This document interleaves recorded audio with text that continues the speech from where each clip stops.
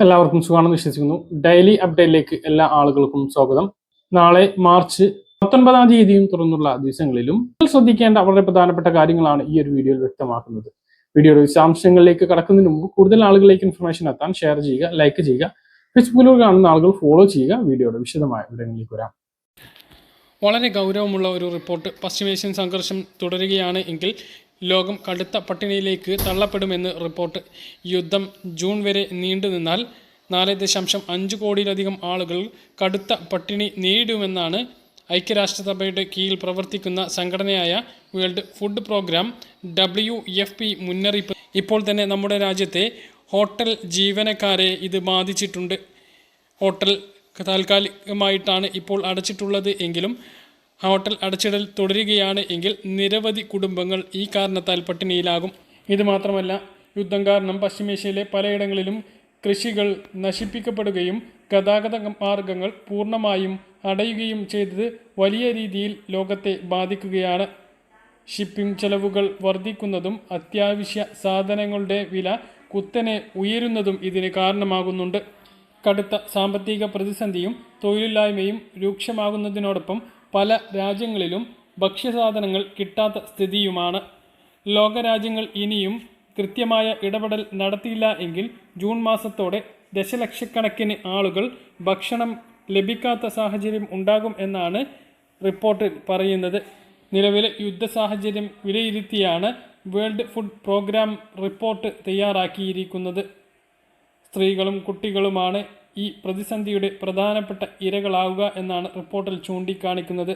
ചൊവ്വാഴ്ചയാണ് world food programme report പുറത്തുവിട്ടിട്ടുള്ളത്. ഇത് സത്യമാണ് എന്ന് നമുക്ക് തന്നെ ഊഹിച്ചാൽ അറിയാം. ഒരു ഗ്യാസ് മുടങ്ങിയപ്പോൾ തന്നെ നമ്മുടെ രാജ്യത്തെയും നമ്മുടെ സംസ്ഥാനത്തെയും നിരവധി കുടുംബങ്ങളുടെ വരുമാന മാർഗം നിലച്ച മട്ടാണ്. മാത്രമല്ല, നിരവധി ആളുകൾ നമ്മുടെ കേരളത്തിൽ നിന്നുൾപ്പെടെ വിദേശ രാജ്യങ്ങളിലേക്ക് നിരവധി കയറ്റുമതികൾ നടത്തുന്നുണ്ട്. പച്ചക്കറികൾ, മത്സ്യങ്ങൾ, മറ്റ് വിദേശ വിപണന വസ്തുക്കൾ ഇവയെല്ലാം ഇപ്പോൾ കെട്ടിക്കിടക്കുന്ന അവസ്ഥയാണുള്ളത്. കിട്ടിയ വിലക്ക് നമ്മുടെ നാട്ടിൽ വിറ്റഴിക്കേണ്ട അവസ്ഥയാണ് ഇവർക്കുള്ളത്. സംസ്ഥാനത്ത് സ്ത്രീ സുരക്ഷാ പെൻഷൻ, സാമൂഹ്യ സുരക്ഷാ പെൻഷൻ വാങ്ങുന്നവർക്കെല്ലാം വളരെ സന്തോഷകരമായിട്ടുള്ള അറിയിപ്പാണ് ഇപ്പോൾ വന്നിട്ടുള്ളത്. 5 ഉത്തരവുകളാണ് ഇത് സംബന്ധിച്ച് നമുക്ക് ലഭിച്ചിട്ടുള്ളത്. എല്ലാം വിശദമായിട്ട് ഓരോന്ന് നോക്കാം. അതിനു മുമ്പ് ഇപ്പോൾ നമുക്ക് ലഭിച്ചിട്ടുള്ള 5 ഉത്തരവിൻ്റെയും പ്രാഥമികമായിട്ടുള്ള അറിയിപ്പാണ് ഈ ഒരു വീഡിയോ നിങ്ങളുമായിട്ട് പങ്കുവെക്കുന്നത്. അപ്പോൾ ആദ്യത്തെ ഉത്തരവിലേക്ക് വന്നാൽ, ഇപ്പോൾ മാർച്ച് മാസത്തെയും ഏപ്രിൽ മാസത്തെയും മെയ് മാസത്തെയും സാമൂഹ്യ സുരക്ഷാ പെൻഷൻ മാർച്ച്, ഏപ്രിൽ, മെയ് മാസങ്ങളിൽ വിതരണം ചെയ്യുന്നതിന് വേണ്ടിയിട്ട് മുൻകൂറായിട്ട് ഉത്തരവ് പുറപ്പെടുവിച്ചിട്ടുണ്ട് എന്നുള്ളതാണ്. ഇത് നേരത്തെ പുറപ്പെടുവിച്ചിട്ടുള്ള ഉത്തരവാണ്. അതായത് സർക്കാരിൻ്റെ കാലാവധി തീരുന്നതിന് മുമ്പ് ധൃതിയിൽ ഇടയ്ക്കിടെ മന്ത്രിസഭാ യോഗങ്ങൾ ഉണ്ടായിരുന്നു. അതിനുശേഷം ധനവകുപ്പിൻ്റെ ഉത്തരവുകൾ ഇങ്ങനെ പുറപ്പെടുവിച്ചിരുന്നു. പക്ഷേ വെബ്സൈറ്റിൽ അപ്ലോഡ് ചെയ്തിരുന്നില്ല. അപ്പോൾ 2-ാം തീയതി പുറത്തിറക്കിയിട്ടുള്ള ഉത്തരവാണ്. വെബ്സൈറ്റിൽ ഇപ്പോഴാണ് വന്നത്. മറ്റു മുഖ്യധാരാ മാധ്യമങ്ങളിൽ പോലും വന്നിട്ടില്ല. ഈ ഒരു വാർത്ത നമ്മളാണ് ആദ്യമായിട്ട് നിങ്ങളെ അറിയിക്കുന്നത്. അപ്പോൾ ഇതിൽ പ്രധാനപ്പെട്ട കാര്യം, 2026 മാർച്ച്, ഏപ്രിൽ, മെയ് മാസങ്ങളിൽ സാമൂഹ്യ സുരക്ഷാ ക്ഷേമനിധി ബോർഡ് പെൻഷൻ അതാത് മാസങ്ങളിൽ വിതരണം നടത്തുന്നതിന് അനുമതി നൽകി ഉത്തരവ് പുറപ്പെടുവിക്കുന്നു. ഇപ്രകാരം സാമൂഹ്യ സുരക്ഷാ പെൻഷനുള്ള പ്രപ്പോസൽ പഞ്ചായത്ത് ഡയറക്ടറേറ്റിൽ ലഭ്യമാകുന്ന മുറക്കും ക്ഷേമനിധി ബോർഡുകളുടെ കാര്യാലയത്തിൽ സേവനത്തിലെ കണക്കുകളുടെ അടിസ്ഥാനത്തിലും പെൻഷൻ വിതരണത്തിനുള്ള നടപടികൾ Kerala social security pension limited സ്വീകരിക്കുന്നതാണ് എന്നാണ് ഉത്തരവിൽ വ്യക്തമാക്കുന്നത്. അതാത് മാസത്തെ പെൻഷൻ വിതരണം ചെയ്യുമ്പോൾ മുമ്പ് നമുക്ക് ലഭിച്ചിരുന്നത് പോലെയുള്ള ഉത്തരവല്ല. ഈ ഒരു പ്രത്യേക സാഹചര്യത്തിൽ ഇലക്ഷൻ പ്രഖ്യാപിക്കുന്നതിന് തൊട്ട് മുമ്പ് 3 മാസത്തേത് പ്രഖ്യാപിച്ചത് കൊണ്ടുള്ള ഒരു ഉത്തരവ്, അതായത് തുക എത്രയാണ്, തുക അനുവദിച്ചു കൊണ്ടുള്ള ഉത്തരവല്ല.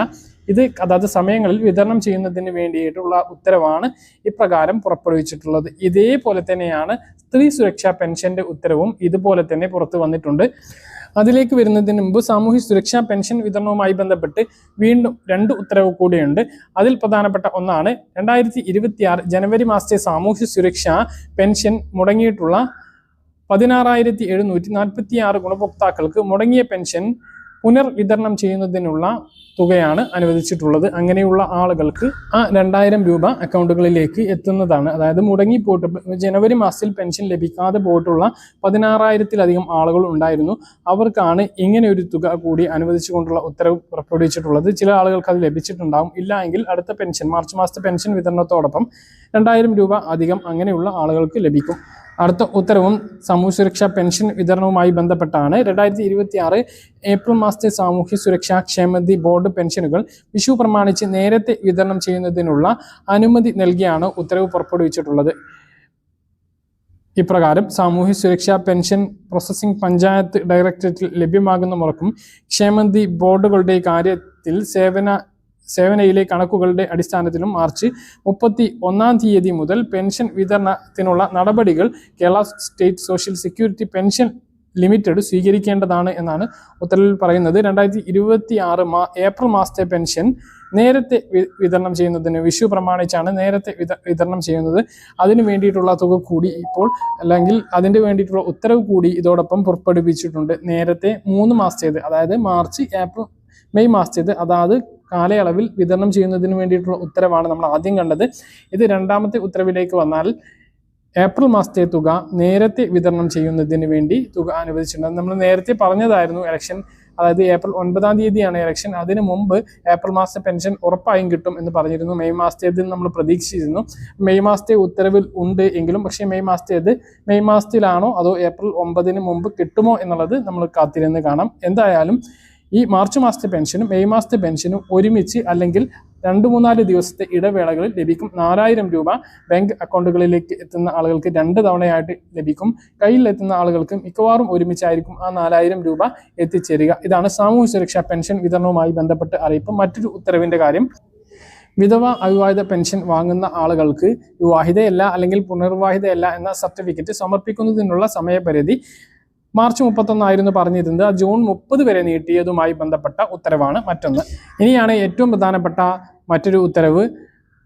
ധനവകുപ്പ് മുഖ്യമന്ത്രിയുടെ സ്ത്രീ സുരക്ഷാ പദ്ധതി 2026 ഫെബ്രുവരി 2-ാം ഘട്ടം മാർച്ച്, ഏപ്രിൽ, മെയ് മാസങ്ങളിലെ ധനസഹായം വിതരണം ചെയ്യുന്നതിനുള്ള അനുമതി നൽകിക്കൊണ്ടുള്ള ഉത്തരവാണ്.